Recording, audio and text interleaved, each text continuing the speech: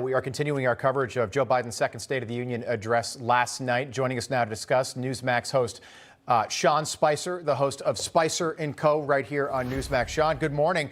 Just want to get your quick reaction to what we saw last night play out over the course of 73 minutes. Well, I'll tell you, I'll give you my quick reaction right now. I was walking down to do this interview with you and Allison, and my 12-year-old daughter was asking about the speech, and she said, did he mention China and the balloon?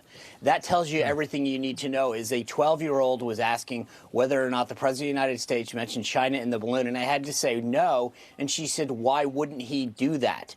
That tells you a lot, that a 12-year-old is asking why the President of the United States failed to mention the national security risks that China put us at, and why in a speech in which we're talking about the State of the Union, and that our State of the Union isn't as sound, it isn't as secure as we would be, whether it's national security, economic security, the president fails to mention that. And on the economic security front, he glossed over high inflation, high interest rates, and tried to make everything seem as all right. You mentioned the fentanyl crisis. I mean, they sit there and put a guest there and make everyone shed a tear for this family's tragedy.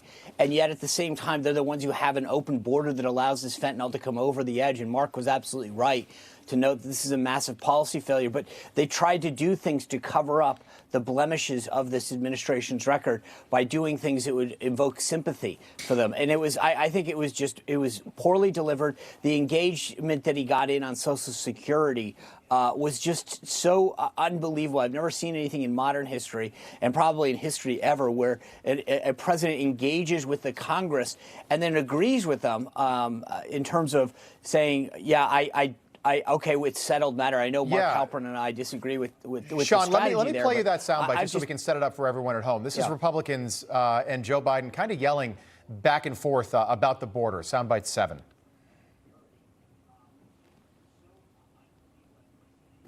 Fentanyl is killing more than 70,000 Americans a year. Big, you got it.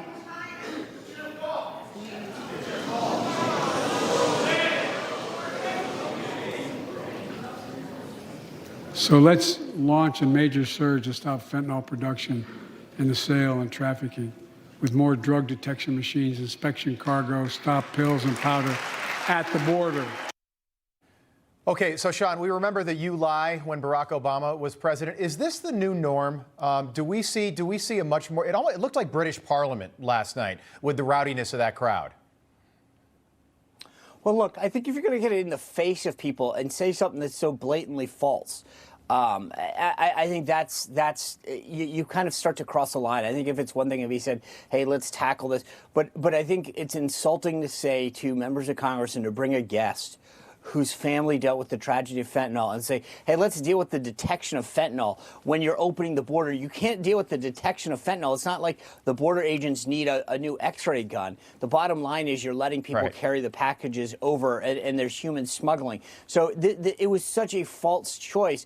And to have the Congress sit there like a bunch of props and nod their head would, in fact, be dereliction of their duty. So I think it was pretty much the president was setting himself up with that line, and so I frankly, I think this was a stupid thing for the White House to do because it created that moment where it exposed the vulnerabilities of this administration. Yeah, absolutely, great points, Sean Spicer. We appreciate you waking up with us and breaking that down for us. Spicer & Co. tonight, 5 o'clock Eastern Time, right here on Newsmax. Sean, thank you.